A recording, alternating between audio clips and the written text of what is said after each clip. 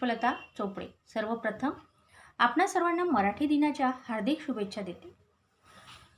माझ्या मराठी मातीचा लावा ललाटाचा टिळा, माझ्या मराठी मातीचा लावा ललाटाचा टिळा, हिच्या संगाने जागवल्या दऱ्या खोऱ्यांतील शिळा. या ओळी ज्यांनी लिहिल्या त्या कुसुमाग्रज म्हणजेच विष्णू वामन शिरवाळकर या महान मराठी कवीचा जन्मदिन म्हणजेच 27 फेब्रुवारी मराठी राजभाषा दिवस.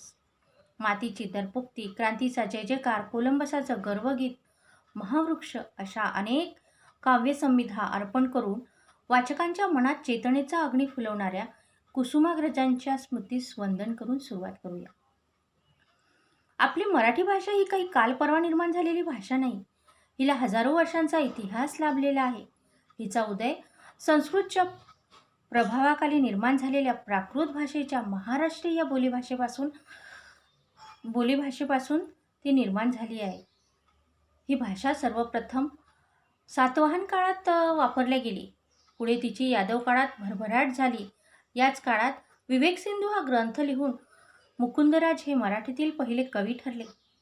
पुढे ज्ञानेश्वर माऊलीने ज्ञानेश्वरी, चांगदेव पासष्टी, अमृतानुभव, हरिपाठ हे ग्रंथ लिहून मराठी भाषेला दर्जेदार साहित्य दिले. माझ्या मराठीचे बोलू काय कौतुके, माझ्या मराठीची बोलू कौतुके, परी अमृतातेही पैजा जिंके, ऐसी अक्षरे रसिके मिळविन. ह्या ओळीत ज्ञानेश्वरांच्याच. पुढे संत एकनाथांनी भारुडे लिहिली. अशा प्रकारे मराठी साहित्य रुजत असताना छत्रपती श्री शिवाजी महाराजांनी स्वराज्याची मुहूर्तमेढ रोवली. त्यांच्या काळात संतश्रेष्ठ तुकाराम महाराजांनी अगणित असे अभंग लिहून मराठी भाषेला धन्य केले. याच दरम्यान समर्थ रामदास यांच्या हातून दासबोध सारख्या महान ग्रंथाची निर्मिती झाली. स्वातंत्र्यपूर्व काळात टिळक, महात्मा फुले, साने गुरुजी, स्वातंत्र्यवीर सावरकर इत्यादी स्वातंत्र्य सेनानींनी मराठी भाषेत वेगवेगळे ग्रंथ, लेख, पुस्तके लिहिली. त्यामुळे स्वतंत्र लढ्याला व लोकांच्या विचारांना योग्य दिशा मिळू शकली. रक्ताचेनच ओघळ सुकले अजूनही कृसावरचे, रक्ताचेनच ओघळ सुकले अजूनही कृसावरचे, विरले नाध्वनी तुझ्या प्रेषिता अजूनही शब्दांचे, विरले नाध्वनी तुझ्या प्रेषिता अजूनही शब्दांचे. या ओळीत जालियनवाला बाग हत्याकांडावरील निषेध करणारे कुसुमाग्रजही याच कालखंडातले. पुढे सुरेश भट, अण्णाभाऊ साठे, बहिणाबाई चौधरी, शिवाजी सावंत, वि. स. खांडेकर, विश्वास पाटील, आचार्य अत्रे, पु. ल. देशपांडे, द. मा. मिरासदार, ग. माडगूळकर, मंगेश पाडगावकर, नामदेव ढसाळ अशा अनेक साहित्यिकांनी लिहिलेले साहित्य आपल्याजवळ घेऊन मराठी भाषा एखाद्या खजिन्यासारखी उभी आहे. तो खजिना ज्याला लुटता आला तोच खरा श्रीमंत. आपली ही मराठी भाषा इतकी समृद्ध असताना ती बोलण्यास आणि वापरण्यासही काही मराठी भाषिकांना कमीपणा वाटतो. हे आपण बरेचदा अनुभवत असतो. उदाहरण द्यायचे झाल्यास एखादा हिंदी भाषिक व्यक्ती इतर भाषिकांशी बोलताना तो हिंदीतूनच संवाद साधत असतो, परंतु मराठी भाषिकाशी सुद्धा बोलताना तो हिंदी किंवा इंग्रजी या भाषेत बोलण्याचा प्रयत्न करत असतो किंवा बोलत असतो. म्हणजेच मराठी भाषेला अवहेरून दुसऱ्या भाषेमध्ये बोलण्यात त्याला खूप गर्व वाटतो. ही खरंच लाजिरवाणी गोष्ट आहे. हे म्हणजे असे झाले माय मरो आणि मावशी जगो. तेव्हा तुम्हाला खरेच तुमच्या मराठी भाषेचा अभिमान असेल तर यापुढे तुम्ही सुद्धा प्रत्येक ठिकाणी मराठीतच बोलले पाहिजे. नुसते एक दिवस तिचा जय जयकार करून मराठी दिवस साजरा करण्यात धन्यता मानू नका. तिला तिचा योग्य सन्मान द्या. आपल्या रोजच्या दैनंदिन जीवनाची सुरुवात गुड मॉर्निंगने न करता सुप्रभातने करा, नमस्कारने करा. प्रत्येक शासकीय निमशासकीय कार्यालयात मराठी भाषेचाच वापर करावा. आपल्या मुलांना इंग्रजी किंवा हिंदी इतकीच आपली मराठी देखील उत्कृष्टरित्या लिहिता व वाचता यावी यासाठी आपल्या संत महात्म्यांचे साहित्य त्यांना वाचून दाखवावे. त्यांच्या अंगी आपली मराठी संस्कृती भिनवावी, जेणेकरून ते जगात कोठेही गेले तरी आपला मराठीपणा विसरणार नाही. त्याला आपल्या मराठी भाषेचा सार्थ अभिमान राहील. तेव्हा आपल्या मराठी भाषे इतकी श्रीमंत भाषा या जगात क्वचितच असेल. आपण सारे मराठी भाषेचे तरुण अनुयायी आहोत. इसवी सणापूर्वीचा इतिहास लाभलेल्या या मराठी भाषेसमोर नतमस्तक होऊन आपण आज सारे शपथ घेऊया की मराठी साहित्याचा हा अनमोल खजिना आपण हृदयात साठवून ठेवू व मराठी पुस्तके आपण स्वतः वाचू व इतरांनाही ती वाचायला लावू. मित्रमैत्रिणींनो, यांना मी एवढंच म्हणू इच्छिते की मराठी भाषा ही जगवायला लागावी इतकी दुबळी आणि लाचार नाही. आपली मराठी भाषा ऐतिहासिक, अमर आणि अभिजात आहे. तिचे सामर्थ्य समजण्याची बुद्धी परमेश्वर प्रत्येक मराठी माणसाला देवो हीच विधात्या चरणी प्रार्थना. शेवटी एवढंच म्हणू इच्छिते, लाभले आम्हास भाग्य बोलतो मराठी, लाभले आम्हास भाग्य बोलतो मराठी, जाहलो खरेच धन्य ऐकतो मराठी, जाहलो खरेच धन्य ऐकतो मराठी, धर्मपंथ जात एक मानतो मराठी, धर्मपंथ जात एक मानतो मराठी, एवढ्या जगात माय मानतो मराठी. नमस्कार मित्रांनो, मी मनस्वी रुपेश देशमुख वर्ग 10 डायनामाइट्समध्ये शिकते. आज मी आपल्या पुढे प्रसिद्ध कवी विंदा करंदीकर यांची प्रसिद्ध कविता देणाऱ्याने देत जावे घेणाऱ्याने घेत जावे प्रस्तुत करीत आहे.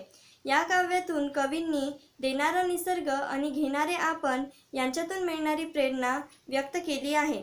निसर्गात घडणारी प्रत्येक गोष्ट आपल्याला प्रेरणा देते, संकटाशी लढण्याची ताकद देते. पण आपलाही काळ येतो आपण इतरांना मदत करण्यास सक्षम असतो, तेव्हा हा दानी धर्म आपणही आत्मसात करायला हवा असे कवी या काव्यातून स्पष्ट करतात. चला तर मग ऐकूया देणाऱ्याने देत जावे घेणाऱ्याने घेत जावे.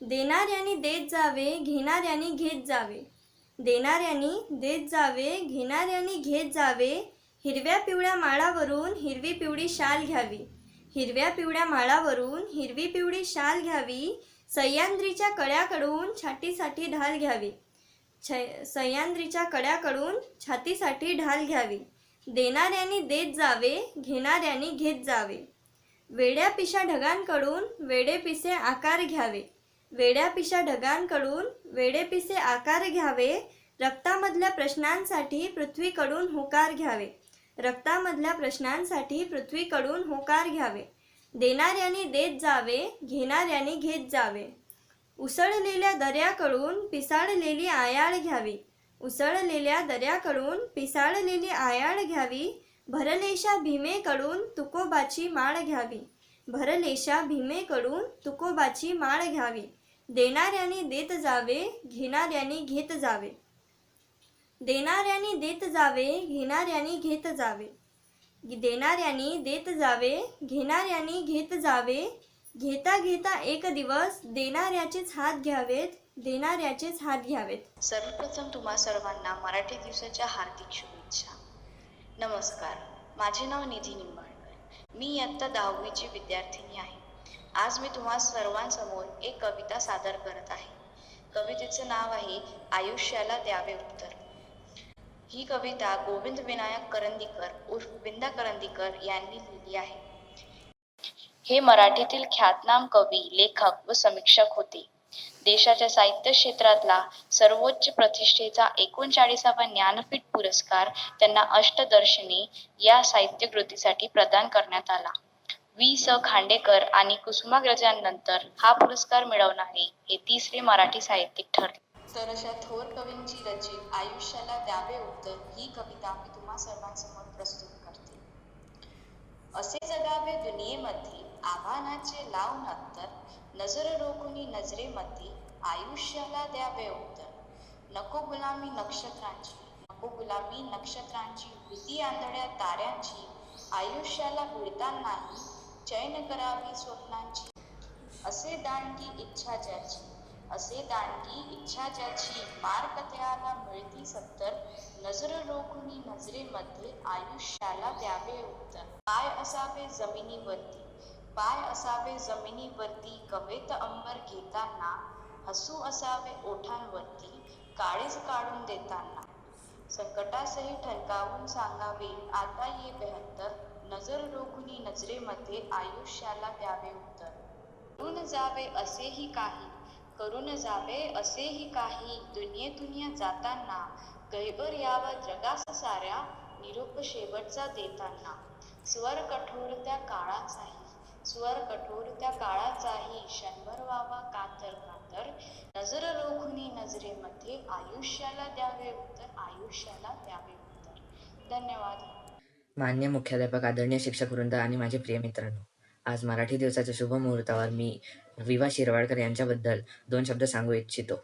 विष्णू वामन शिरवाडकर तथा तात्यासाहेब शिरवाडकर, जन्म नाशिक 27 फेब्रुवारी 1912, हे मराठी भाषेतील अग्रगण्य कवी, लेखक, नाटककार, कथाकार व समीक्षक होते. कुसुमाग्रज यांचा जन्म पुणे येथे झाला. त्यांचे मूळ नाव गजानन रंगनाथ शिरवाडकर असे होते. त्यांचे काका वामन शिरवाडकर यांनी त्यांना दत्तक घेतल्याने त्यांचे नाव विष्णू वामन शिरवाडकर असे बदलले गेले. कुसुमाग्रजांचे वडील वकील होते. वकिलाच्या व्यवसायासाठी ते पिंपळगाव बसवंत या तालुक्यात गावी आले. कुसुमाग्रजांचे बालपण येथेच गेले. कुसुमाग्रजांना 6 भाऊ आणि कुसुम नावाची एक लहान बहीण होती. एकुलते एक बहीण सर्वांची लाडकी म्हणून कुसुमाग्रजचे अग्रज म्हणून कुसुमाग्रज असे नाव त्यांनी धारण केले. तेव्हापासून शिरवाडकर कवी कुसुमाग्रज या टोपण नावाने ओळखले जाऊ लागले. त्यांनी कुसुमाग्रज या टोपण नावाने कविता लेखन केले. ते आत्मनिष्ठ व समाजनिष्ठ जाणीव असणारे मराठीतले महत्त्वाचे लेखक मानले जातात. शिरवाडकरांचे वर्णन सरस्वतीच्या मंदिरातील देदीप्यमान रत्न असे करतात. वि. स. खांडेकर यांच्यानंतर मराठी साहित्यात ज्ञानपीठ पुरस्कार मिळवणारे ते दुसरे साहित्यिक होतवर 4 दशकांपेक्षा अधिक काळ प्रभाव गाजवणारे श्रेष्ठ प्रतिभावंत कवी, नाटककार, कथाकार, कादंबरीकार, लघुनिबंधकार व आस्वाद समीक्षक. प्रामाणिक सामाजिक आस्था, क्रांतिकारक वृत्ती आणि शब्दकलेवरचे प्रभुत्व ही त्यांच्या काव्याची वैशिष्ट्ये आहेत. त्यांच्यातल्या सखोल सहानुभूतीने त्यांना समाजाच्या सर्व स्तरातील वास्तवाला भिडण्यासाठी आणि पौराणिक आणि ऐतिहासिक व्यक्तिमत्वांमधील मानवी वृत्तीचा शोध घेण्यासाठी प्रवृत्त केले. त्यांच्यातल्या शोधक आणि चिकित्सक स्वभावाने त्यांना प्रत्यक्ष ईश्वर संबंधी प्रश्न उपस्थित करायला, माणसाच्या समग्रतेने आकलन करायला प्रवृत्त केले. त्यांचे समृद्ध आणि प्रगल्भ व्यक्तिमत्व वैविध्यपूर्ण आणि प्रसन्न रूपात त्यांच्या साहित्यात प्रतिबिंबित झाले. मराठी कुसुमाग्रजांच्या कविता तरुणांना प्रेरणा देणाऱ्या आहेत. कुसुमाग्रजांची कणा ही कविता युवकांना स्फूर्ती देणारी आहे. 1930 मध्ये झालेल्या डॉ. बाबासाहेब आंबेडकर यांच्या काळाराम मंदिराच्या सत्याग्रहात कुसुमाग्रज यांचाही सहभाग होता. त्यांच्या क्रांतिकारी कवितांची सुरुवात याच लढ्यापासून झाली आहे. 1933 साली त्यांनी ध्रुव मंडळाची स्थापना केली. अनेक सामाजिक चळवळीत सत्याग्रहांमध्ये सहभाग घेतला. पुढील काळातील त्यांची नाशिक जिल्ह्यातील आदिवासी विद्यार्थ्यांना शिक्षणासाठी मदत केली. 10 मार्च 1999 रोजी शिरवाडकरांचे निधन झाले. धन्यवाद. माय मराठी, साध मराठी, भाषाचा भावार्थ मराठी, बात मराठी, साथ मराठी, जगण्याला या अर्थ मराठी. मराठी दिनाच्या सर्वांना हार्दिक शुभेच्छा. सुप्रभात. माननीय मुख्याध्यापक, आदरणीय शिक्षकगण व माझे प्रिय मित्र मैत्रिणींनो, मी विधी सराफ, इयत्ता 10वी डायनामाइटची विद्यार्थिनी व मला आज आपल्यासमोर ज्येष्ठ कवी फ. मो. शिंदे यांची आई ही कविता म्हणण्याची सुवर्ण संधी प्राप्त झाली आहे. फ. मो. शिंदे, फकीरराव मुंजाजी शिंदे हे पेशाने मराठीचे प्राध्यापक आहेत. त्यांची आई ही कविता प्रसिद्ध असून वाचकांच्या अंतःकरणाला भिडणारी आहे. आई एक नाव असतं, आई एक नाव असतं, घरातल्या घरात गजबजलेलं गाव असतं. सर्वात असली तेव्हा जाणवत नाही, सर्वात असली तेव्हा जाणवत नाही, आता नसली कुठंच तरी नाही म्हणत नाही. जत्रा पांगते, पालं उठतात, जत्रा पांगते, पालं उठतात, पोरक्या जमिनीत उमाळे दाटतात. आई मनामनात तशीच ठेवून जाते काही, आई मनामनात तशीच ठेवून जाते काही, जीवाचे जीवालाच कळावे असे जाते देऊन काही. आई असतो एक धागा, आई असतो एक धागा, वातीला उजेड दाखवणारी समईतील जागा. घर उजळते तेव्हा तिचं नसतं भान, घर उजळते तेव्हा तिचं नसतं भान, विझून गेली अंधारात की सैरावैरा धावायलाही कमी पडतं रान. आई घरात नाही मग कुणाशी बोलतील गोठ्यात हंबरणाऱ्या गाई? आई खरंच काय असते? आई खरंच काय असते? लंगड्याचा पाय असते, वासराची गाय असते, दुधावरची साय असते, लेकराची माय असते. आई लंगड्याचा पाय असते, वासराची गाय असते, दुधावरची साय असते, लेकराची माय असते. आई असते जन्माची शिदोरी. आई असते जन्माची शिदोरी, सरतही नाही आणि उरतही नाही. सरतही नाही आणि उरतही नाही. धन्यवाद. प्राध्यापक, आदरणीय शिक्षक वृंद आणि माझे प्रिय मित्रमैत्रिणींनो, मी शर्वरी बुंबटकर, इयत्ता 10वी डायनामाइट्सची विद्यार्थिनी, आज आपल्यासमोर कणा ही कविता प्रस्तुत करीत आहे. ओळखलत का सर मला पावसात आलं कोणी? ओळखलत का सर मला पावसात आलं कोणी? कपडे होते कर्दमलेले, केसांवरती पाणी. क्षणभर बसला नंतर हसला, बोलल्यावरती पाहून. क्षणभर बसला नंतर हसला, बोलल्यावरती पाहून. गंगामाई पाहुणी आली, गेली घरट्यात राहून. माहेरवाशीन पोरीसारखी 4 भिंतीत नाचली. माहेरवाशीन पोरीसारखी 4 भिंतीत नाचली. मोकळ्या हाती जाईल कशी, बायको मात्र वाचली. भिंत खचली चूल विजली, होते नव्हते नेले. भिंत खचली चूल विजली, होते नव्हते नेले. प्रसाद म्हणून पापण्यांवरती पाणी मात्र थोडे ठेवले. कारभारणीला घेऊन संगे सर आता लढतो आहे. कारभारणीला घेऊन संगे सर आता लढतो आहे. पळकी भिंत बांधतो आहे, चिखलगाळ काढतो आहे. खिशाकडे हात जाताच हसत हसत उठला. खिशाकडे हात जाताच हसत हसत उठला. पैसे नकोच सर, जरा एकटेपणा वाटला. मोडून पडला संसार तरी मोडला नाही कणा. मोडून पडला संसार तरी मोडला नाही कणा. पाठीवरती हात ठेवून फक्त लढ म्हणा. पाठीवरती हात ठेवून फक्त लढ म्हणा. धन्यवाद. उत्तुंग भरारी घेऊया, उत्तुंग भरारी घेऊया, उत्तुंग भरारी घेऊया. उज्ज्वल भविष्यासाठी एक दिलाने उमटू दे जय घोष आज ओटी. घरी खोऱ्यातून नाद घुमवू दे एकच दिन राती. मी मराठी, मी मराठी, मी मराठी, मी मराठी, मी मराठी, मी मराठी, मराठी, मी मराठी.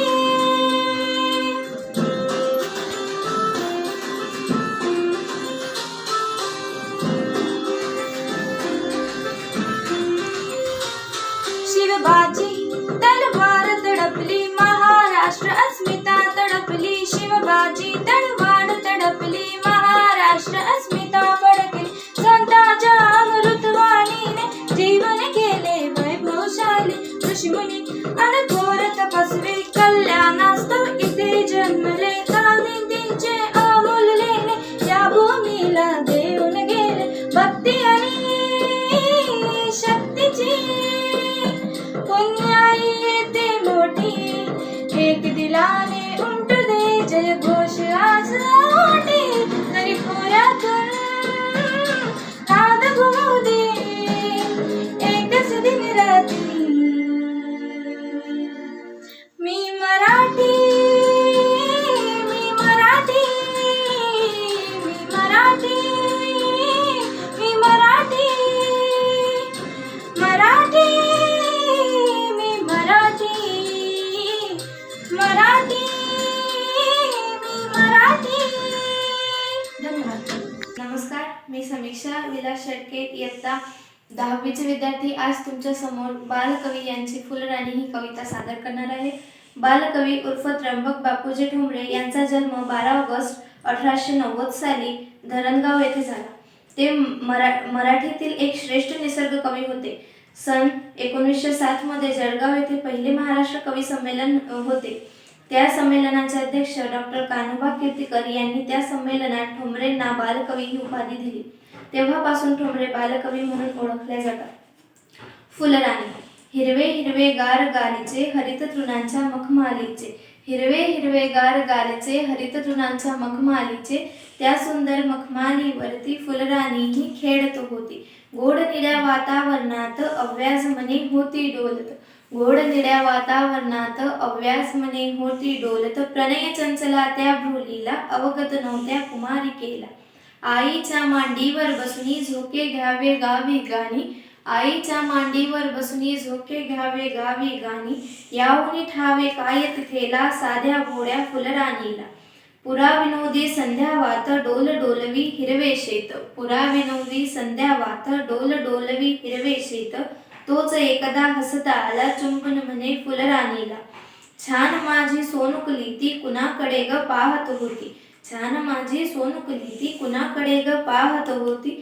कोण बरे त्या संध्यावात हळूच पाहतो डोकावून. कोण बरे त्या संध्यावात हळूच पाहतो डोकावून. तो रविकर कागोजिरवाना आवडला आमच्या राणींना. तो रविकर कागोजिरवाना आवडला आमच्या राणींना. लाज लाजली या वचनांनी साधी भोळी ती फुलराणी. साधी भोळी ती फुलराणी. धन्यवाद.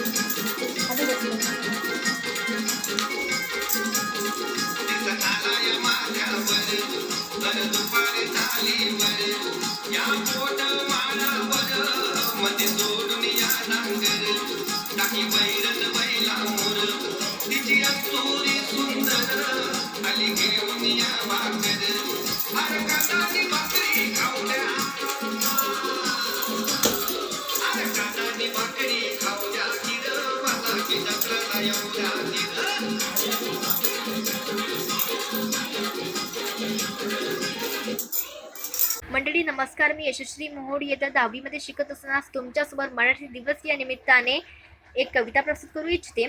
ग दी माडगूळकर हे एक मराठी विख्यात कवी, पदकथा व संवाद लेखक होते.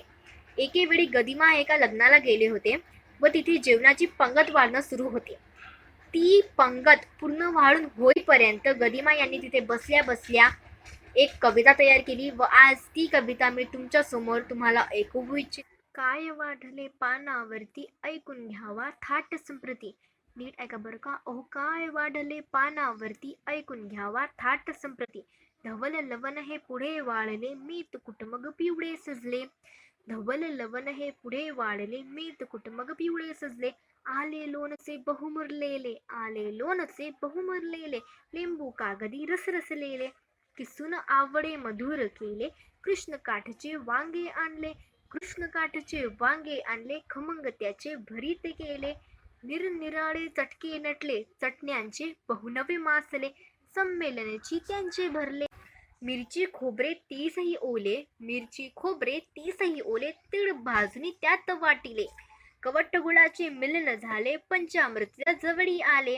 अहो वासतयांचे हवेत भरले. अंतरी अन्ना अधीर झाले. भिजल्या डाळी नंतर आल्या. काही वाटल्या काही मोकळ्या. काही वाटून सुरेख तळल्या. कोशिंबिरीच्या ओळी सजल्या. शुभ्र काकड्या होत्या किसल्या. मुळा कोवळा मिरच्या ओल्या. चुका चाकवत मेथी कवळी. चंदन बटवा भेंडी कवळी. फणस कोवळा हिरवी केळी. अहो काजूगरांची गोडी निराळी.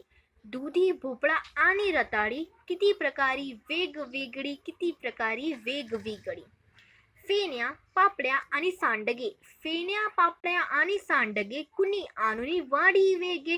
गवल्या नुकल्या धवल मालत्या. गवल्या नुकल्या धवल मालत्या. खिरी तयाच्या शोभत होत्या. खिरी तयाच्या शोभत होत्या. शेवयाच्या खिरी वाटल्या. शेवयाच्या खिरी वाटल्या. आमट्यांनी मग वाट्या भरल्या. सार गोडसे रातंब्याचे. सार गोडसे रातंब्याचे. भरले प्याले मधुर कळीचे. भरले प्याले मधुर कळीचे. कणीदार बहु तूप सुगंधी. कणीदार बहु तूप सुगंधी. भात वाढण्यात थोडा अवधी. भात वाढण्यात थोडा अवधी. ओ भात वाढण्यात थोडा अवधी. मी आशा करते तुम्हाला माझी कविता आवडली असेल. धन्यवाद. नमस्कार. मी मेघना कुलकर्णी आपणा सर्वांना मराठी दिनाच्या हार्दिक शुभेच्छा देतो. दरवर्षी आपण मराठी दिवसाचा कार्यक्रम आपल्या शाळेत साजरा करत असतो. यावर्षीही हा कार्यक्रम आपण कोरोना या रोगामुळे ऑनलाईन साजरा करत आहोत. कुठल्याही कार्यक्रमाची सांगता ही आभार प्रदर्शनाशिवाय पूर्ण होऊ शकत नाही. तेव्हा सर्वप्रथम मी शाळेच्या मुख्याध्यापिका सौ अर्पणा डोंगरे मॅडम यांनी या कार्यक्रमासाठी आम्हाला जे मोलाचे मार्गदर्शन केले त्याबद्दल त्यांचे शतशः आभार मानते. या कोरोनाच्या काळातही या कार्यक्रमासाठी ज्या विद्यार्थ्यांनी उत्स्फूर्तपणे व उत्साहाने भाग घेतला व विविध कार्यक्रम सादर केलेत त्याबद्दल त्यांचे कौतुक व मनःपूर्वक आभार.